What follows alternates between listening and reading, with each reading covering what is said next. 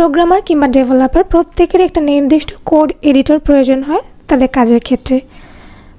তো এখন আমি কিছু কোড এডিটরের নাম আপনাদের সাথে শেয়ার করব। এখানে কোড এডিটরের নাম এবং লোগো দেয়া আছে। প্রথমে এটা হচ্ছে লোগো, আর নামটা হচ্ছে সাবলাইম টেক্সট। এরপর হচ্ছে নোটপ্যাড প্লাস প্লাস, এরপর অ্যাটম, ব্র্যাকেটস ইত্যাদি কিছু কোড এডিটর এখানে দেওয়া আছে। এগুলো ছাড়াও কিন্তু আরও অনেক কোড এডিটর আছে, তবে এর মধ্যে সবচেয়ে জনপ্রিয় যে এডিটর সেটা হচ্ছে ভিজুয়াল স্টুডিও কোড, যেটাকে সংক্ষেপে বলা হয় ভিএস কোড। এটা বর্তমানে খুবই জনপ্রিয় এবং আমার খুবই পছন্দের একটি কোড এডিটর।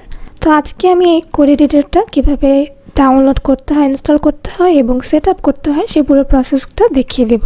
তো প্রথমেই আমরা একটা নিউ ট্যাব ওপেন করব। এখানে লিখব ভিএস কোড। ভিএস কোড লিখে এন্টার প্রেস করলাম। এরপর এখানে প্রথম যে লিঙ্কটা আসবে সেটাতে ক্লিক করব। এই যে দেখুন ওয়েবসাইটটা ওপেন হয়ে গেছে। এটা হচ্ছে ভিজুয়াল স্টুডিও কোডের ওয়েবসাইট। এখানে প্রথমে দেখা যাচ্ছে ডাউনলোড ফর উইন্ডোজ, ডান পাশে এখানেও দেখা যাচ্ছে। আর এই অপশনটার পাশে এখানে যে অ্যারো বাটনটা আছে এটাতে যদি আমরা ক্লিক করি তাহলে দেখতে পারবো এটাতে বলা আছে যে আপনার কম্পিউটারের অপারেটিং সিস্টেমটা কি, সেই অনুযায়ী আপনি এখান থেকে ডাউনলোড করে নেবেন। আমরা যারা উইন্ডোজ ব্যবহার করছি তারা এটা থেকে ডাউনলোড করব, যারা ম্যাক তারা এখান থেকে ডাউনলোড করব, আর যারা লিনাক্স ব্যবহার করবেন তারা এখান থেকে ক্লিক করে ডাউনলোড করে নেবেন। ওকে, তো ডাউনলোড করার আগে আমরা পুরো ওয়েবসাইটটা একবার একটু গো থ্রু করে যাই। এখানে কিছু ফিচার আছে, এখানে রিভিউ দেয়া আছে, মানে এই ভিএস কোড যারা ব্যবহার করছেন তারা তাদের রিভিউ জানিয়েছেন এখানে। তো এই ফিচারগুলো আপনারা সময় করে পরে দেখবেন, আমি এখন পুরো ডিটেলে যাচ্ছি না। এরপর এখানে আছে VS Code for JavaScript, Python, Java ইত্যাদি। এই ল্যাঙ্গুয়েজগুলো খুব ভালোভাবে কাজ করা যায় ভিএস কোডের মাধ্যমে, অর্থাৎ ভিএস কোড এই ল্যাঙ্গুয়েজগুলোর জন্য মূলত কাজ করছে। এছাড়া আরও অনেক ল্যাঙ্গুয়েজ আছে, সেগুলো আমরা এখানে ক্লিক করে জেনে নিতে পারবো। এরপর এখানে যে অপশনটা দেখা যাচ্ছে সেটা হচ্ছে VS Code .dev for quick edits online, অর্থাৎ যারা অনলাইনে কোড এডিট করতে চান তারা এটার মাধ্যমে এডিট করতে পারবেন। তো আমরা লিঙ্কটা ওপেন করি। ওপেন করার সাথে সাথে দেখুন এটা ভিজুয়াল স্টুডিও কোডের উইন্ডো ওপেন হয়ে গেছে। এখান থেকে আমরা আমাদের যে কোনো ফাইল, কোডিং ফাইল এখানে ওপেন করে সেগুলোকে এডিট করতে পারবো। তো আমি এখন অনলাইনে কাজ করব না, আমরা এটা অফলাইন ভার্সনটা দেখে নিব কীভাবে কাজ করে। সেক্ষেত্রে আমি এটা ক্রস করে দিলাম। তো আমরা এখন ডাউনলোড করে নেব। ডাউনলোড ফর উইন্ডোজ এটাতে ক্লিক করব। আমরা একটু জুম করে দেখি, এই যে এখানে ডাউনলোডটা শুরু হয়েছে।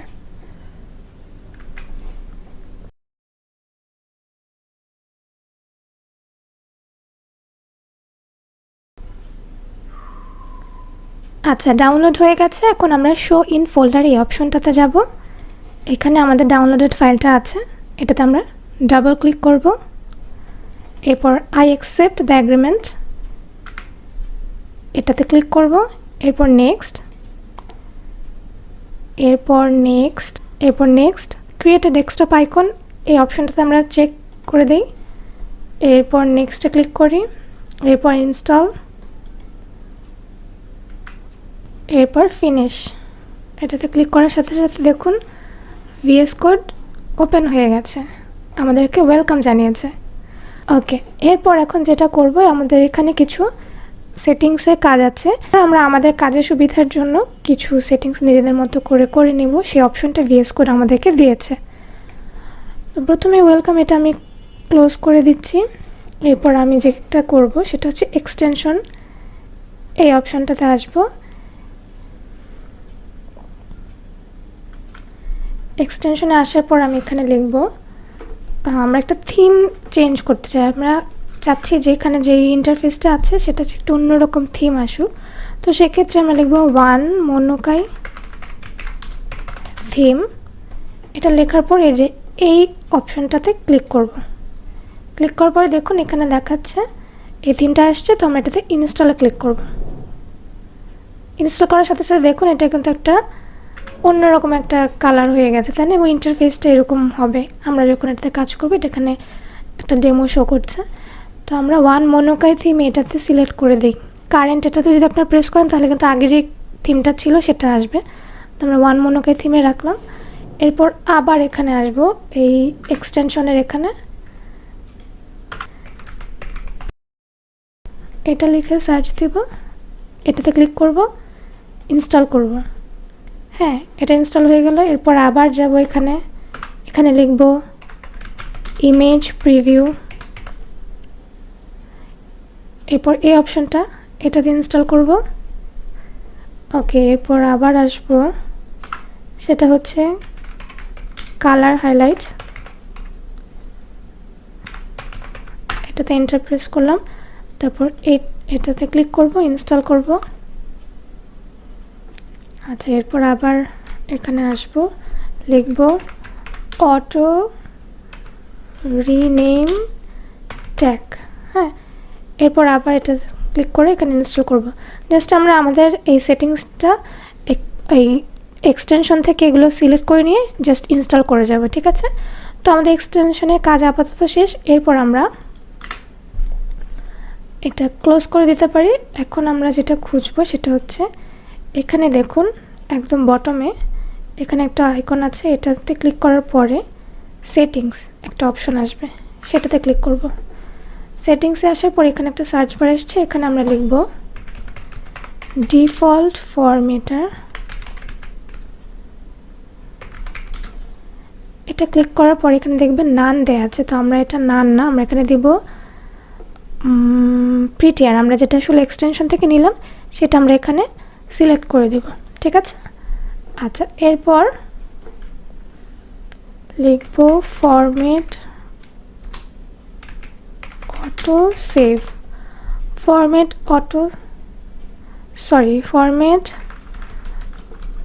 On save. এটাতে আমরা এখানে চেক মার্কটা দিয়ে দেব, ঠিক আছে? এরপর লিখব এখানে ট্যাব সাইজ 2। আপনাদের যদি অন্য কিছু থাকে আপনারা এখানে 2 দিয়ে দিতে পারেন, 2 দিলে ভালো হবে।